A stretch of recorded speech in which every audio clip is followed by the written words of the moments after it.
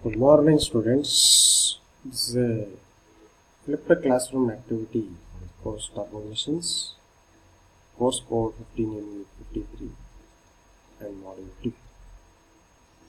Prepared and presented by Dr. Rajkumar DG and presented by Mr. Mallikarjun Devi, Assistant Professor, Department of Mechanical Engineering, Minister of Technology, Davao.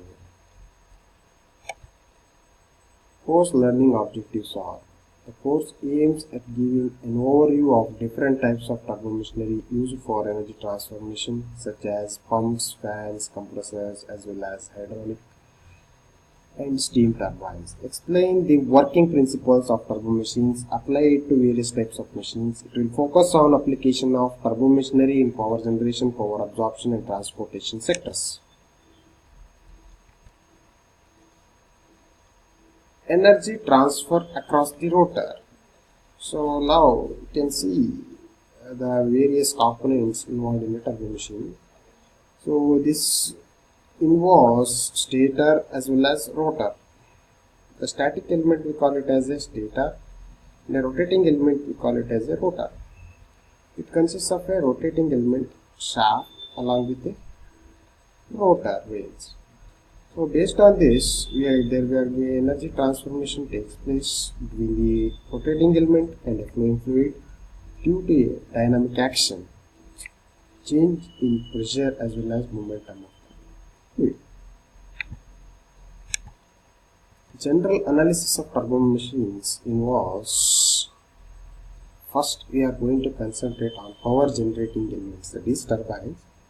In that turbines, we are going to concentrate on two types. One is impulse machine, another one is reaction machines. So the degree of reaction means it is the ratio of static head to the total head. Impulse type of machines are those machines in which only kinetic energy is available at inlet of that machine for energy transfer. The static pressure at inlet is same as the static pressure at the outlet of the machine. The degree of reaction R equal to 0. It signifies VR2 is equal to VR1 for impulse machine. That is, relative velocity at outlet must be equal to the relative velocity at inlet. This is a nozzle and this is a rotor. Reaction machines are those machines in which kinetic energy and pressure energies of the fluid at inlet are available. Hence, in these machines VR2 is not equal to VR1. In these machines VR2 is greater than VR1. Hence, pressure varies across the machine, that is, exit pressure is less than inlet pressure. A machine with any degree of reaction must have an enclosed rotor so that fluid cannot expand freely in all directions. Possible velocity triangles at inlet and outlet for impulse machines. So this is a nozzle. So inlet to the nozzle is the fluid velocity. Exit from the nozzle is called absolute velocity at inlet for the turbine. So this is called V1, absolute velocity at inlet, or outlet velocity from the nozzle, and it makes an angle alpha 1. We call it as a blade angle, that is guide vane angle. We call it as guide vane angle at inlet. And VR1 is the relative velocity at inlet, which makes an angle beta 1, that is blade angle or vane angle at inlet. So based on this, we are going to construct parallelogram. So this is an inlet velocity triangle. So inlet velocity triangle, and VU1 is the very velocity at inlet or tangential component of absolute velocity at inlet. U1 is the blade speed at inlet. So correspondingly, we are going to draw the exit velocity triangle.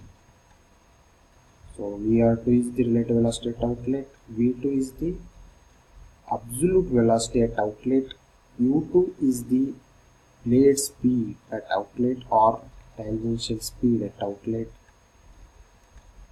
beta 2 which makes an angle with respect to relative velocity at outlet. So this is the final velocity triangle at outlet. So the corresponding velocity triangles relate to a blade profile. So this blade profile is symmetrical in nature.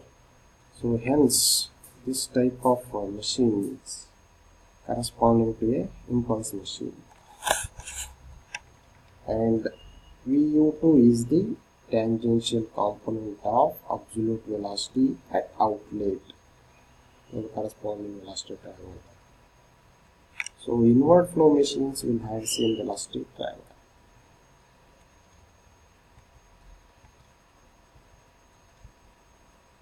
So this is a velocity triangle corresponding to reaction machines. The blades are aerofoiling type. So this is a nozzle in the corresponding velocity triangle on inlet. So this is a inlet. This is also inlet with tilted position. So the corresponding velocity triangle at outlet. This is outlet velocity triangle. So this is a outlet velocity triangle. So this is an inlet velocity triangle and this is a outlet velocity triangle. So when you draw a vertical line, then this distance we call it as a VU2. So normally we have to consider U2 from VR2 to V2 and VU2 from VF2 to V2. So whereas here also U1 you have to consider from V1 to VR1, V1 you have to consider from VF1 to V1. So this is a inlet velocity triangle, this is outlet velocity triangle, this is a tilted way of velocity triangle at inlet. So the corresponding velocity triangle at inlet and the corresponding velocity triangle outlet, when we are going to consider VU1 is greater than U1. So the inlet velocity triangle and outlet velocity triangle. So VU2 is opposite to V1. For this case, VU2 is opposite to V1. So this is V1. Right? So V1 is opposite to V2. Hence,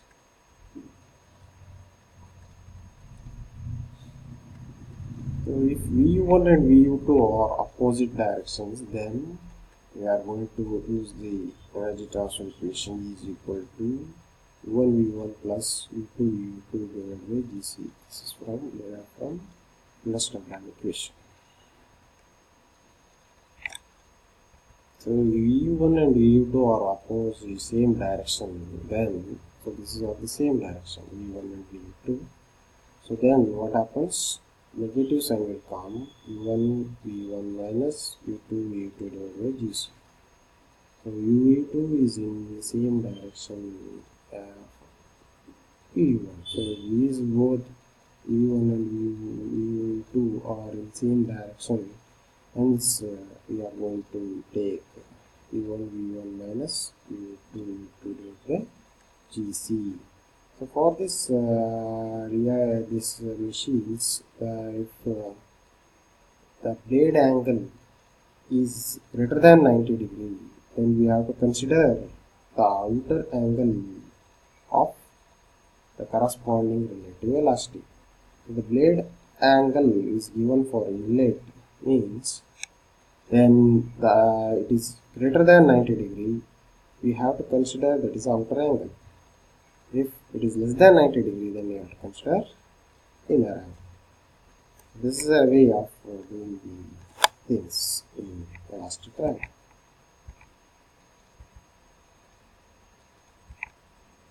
The fluid enters axially and radially in case of axial radial flow machine respectively. Then V1 equal to Vf1, alpha 1 equal to 90 degree, V1 equal to 0. Then the velocity triangle becomes.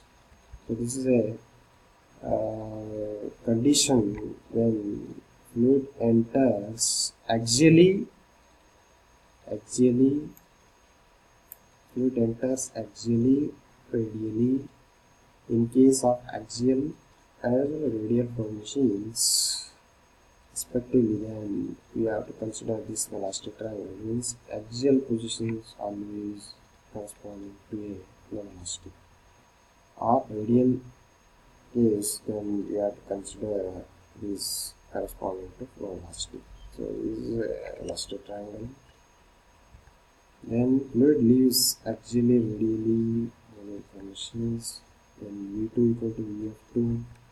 Then the corresponding velocity triangle will be like this. So we have to.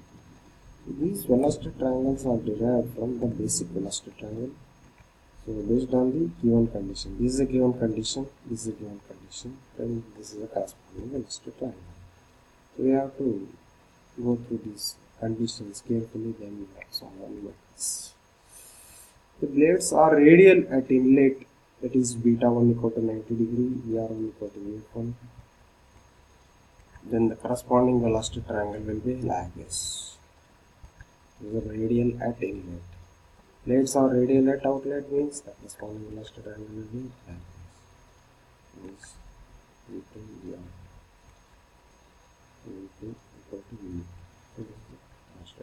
Fluid enters axially or radially at inlet. The blades are radial at outlet. Then the velocity triangles will be. So this is a velocity triangle. We have to consider like this. Okay. And blades are radial at outlet. So the radial at outlet means. So VR2 is equal to 90 degree. Corresponding to beta 2 equal to 90 degree. And here radial at inlet means. So we are considered. Fluid enters radially at inlet. Fluid enters means it is absolute velocity. We have to consider. Our blades are radial at inlet means we are only like this. This is positions. So this is like this.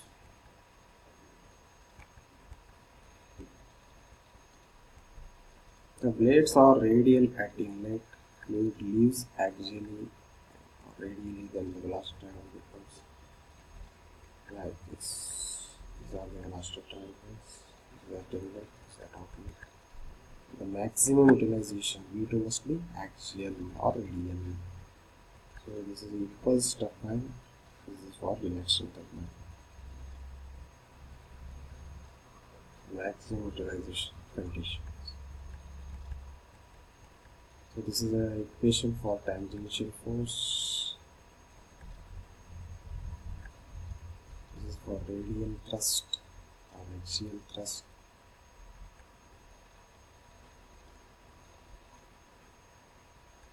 This is torque generated.